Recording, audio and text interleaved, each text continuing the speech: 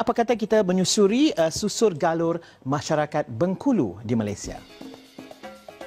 Asal-usul masyarakat Bengkulu di Malaysia bermula sejak kurun ke-17 hingga ke-19, di mana penghijrahan berlaku semasa zaman pemerintahan British. Pada ketika itu, kawasan Bengkulu yang terletak di Sumatera Barat Indonesia dikenali sebagai Bengkulen. Hari ini, segelintir masyarakat Bengkulu di Malaysia masih lagi kekal dan kebanyakan mereka menetap di sekitar Hulu Selangor, Gemas Negeri Sembilan, Selain Melaka dan Kedah. Antara orang ternama berketurunan Bengkulu termasuk pelakon era Fazira, ahli politik Datuk Ismail Kamus dan bekas Presiden Indonesia, Ibu Megawati Soekarno Puteri. Antara tradisi masyarakat Bengkulu yang masih kekal sehingga kini adalah kuih tradisional Tat Bengkulu yang dianggap sebagai raja kuih.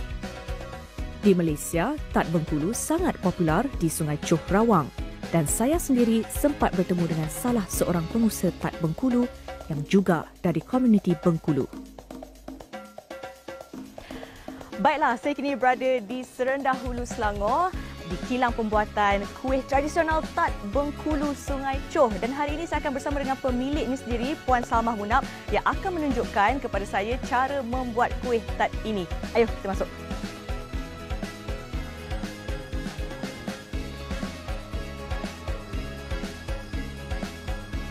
Assalamualaikum. Ni Puan Salmah. Dah lama kan buat kuih Tat ni? Dah lama dah.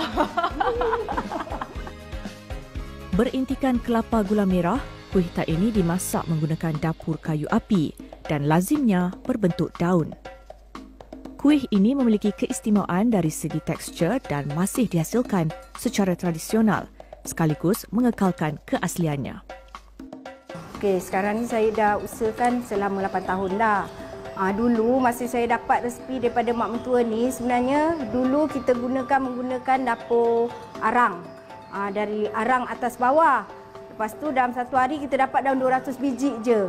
Lepas tu saya mencuba pergi hantar kedai, satu kedai saya hantar tau. Lepas tu tengok ramai yang order.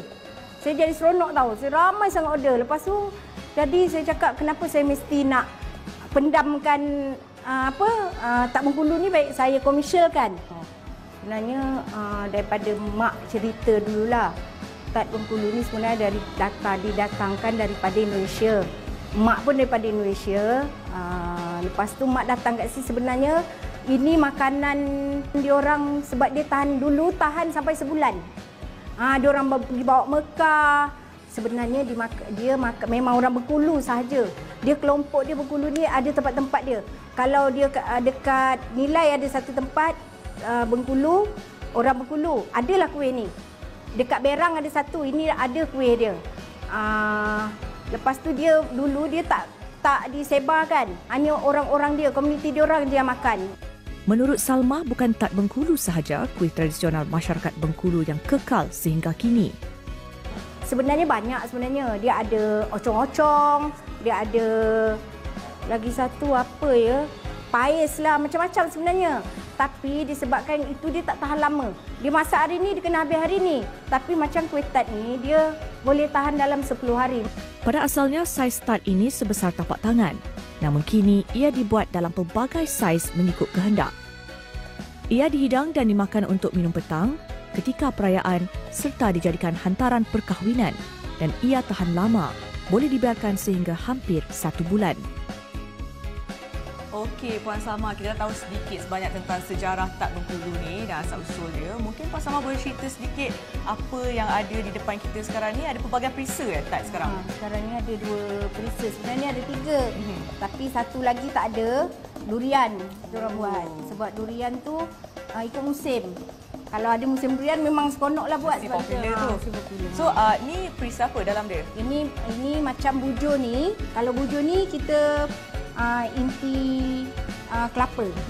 Inti kelapa. Ni memang dia punya trademark shape dia lah, ikonik lah ni kan. Kalau yang macam ni? Yang macam ni, ini inti nenas. Kita buat bulat supaya jangan bercampur kan. Kalau orang nak makan, tahulah beza kan, mana satu, nenas, mana satu. Tapi original dia Original dia ni. yang ini. Memang original dia ni. Tart kelapa. Tak kelapa. Saya nak rasa sikit yang kelapa ni. Rasa. Sedap kan? Dia macam Dia bukan macam biskut. Dia bukan macam biskut. Dia nak kata dia kuih. Dia bukan kuih. Kalau nak tahu rasa sendiri, beli. anda kena rasa sendiri tart Bengkulu ni dia bukan macam tart nanas yang anda tahu dan dia juga bukan kuih sangat. Ya, dia betul. in between. Jadi anda kena order sendiri, rasa sendiri tart Bengkulu ni. Bagi Salma, resepi dari emaknya dan legasi keluarga ini akan diturunkan kepada generasi akan datang menerusi anaknya. Dan kebetulan saya memang minat bisnes. Saya nak bisnes. So, saya fikir why not? Saya ada basic kan? Saya ada basic masa saya belajar. Why not saya nak kembangkan lagi je bisnes ibu saya. Lagi satu, orang luar ni, orang Malaysia ni disukakan kelainan. Kalau macam kalau orang buat dog-gift kan, dog-gift untuk kahwin, dia orang dah tak nak dah macam yang biasa-biasa. Orang akan cari yang kelainan. Macam orang cakap yang rare, orang dah tak nak dah macam macam maulu dah tak nak dah. So bagi saya rasa itu macam peluang yang baiklah untuk saya. Saya nak kembangkan lagi. Saya bangga juga tahu sebenarnya bila saya buat tart Bengkulu ni, bila orang cari tart Bengkulu. So kan dekat Facebook kan tart Bengkulu Sungai Choh. So saya akan tag diri saya tahu dekat Facebook saya sendiri saya akan tag. So kadang-kadang orang Bengkulu Indonesia, saudara-saudara dia akan add kita. Daripada situ saya rasa macam seronok lah. Orang-orang, maknanya kita boleh kenal saudara-saudara kita siapa yang lagi yang macam tu. Lepas tu selain daripada tu, selain ada juga, bukannya dekat Selangor ni, ada dekat Negeri Sembilan, ada Bengkulu juga. Sebenarnya kan orang Bengkulu ni, yang bagus ni diorang semua saudara. Kalau pusing-pusing, orang Bengkulu, adalah datuk nenek moyang diorang, memang kenal-kenal saudara. Memang saya nak, harapan saya memang nak satu kilang yang besar tau dengan pekerja yang ramai sebab saya memang nak komersialkan lagi kuih tart Bengkulu ni bukan dekat Malaysia je, dekat luar negara juga. Kira China ke, Indian ke, Indonesia sendiri kan. Sebab saya nak perkenalkan lagi kuih tart Bengkulu Sungai Choh ni. Bukannya orang Bengkulu je yang boleh tahu tapi seluruh dunia pun boleh tahu juga tart Bengkulu ni, Bengkulu Indonesia. Saya tak nak kuih tart Bengkulu and orang Bangkahulu tu saya kalau boleh biar orang kenal macam tu. Saya tak nak warisan dia habis macam tu je.